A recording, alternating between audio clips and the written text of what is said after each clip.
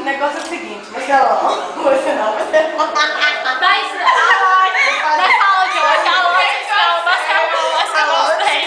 Direitinho. Olha, bebe uma pra melhorar na escovação. Aí, você não pode vomitar na cara da tia. O negócio é o seguinte, gente. Faz. Tipo, molhar antes. Isso acontece, tá, gente? O negócio é o seguinte. A gente tem que fazer 10 vezes o movimento do trenzinho. Quem sabe faz ao vivo. Aí, a gente vai pegar a parte superior. Não faz nada. Aí, você vai fazer o seguinte. 45 graus. Isso mesmo, 45 Por graus. que 45 graus pra você? 45 graus com a escova. Faz assim, ó. Pra tirar... Isso pra mim é... Mas é isso mesmo, tem que fazer assim, ó.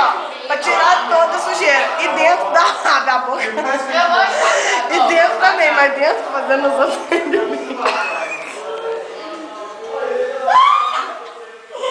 Posso rir não, gente.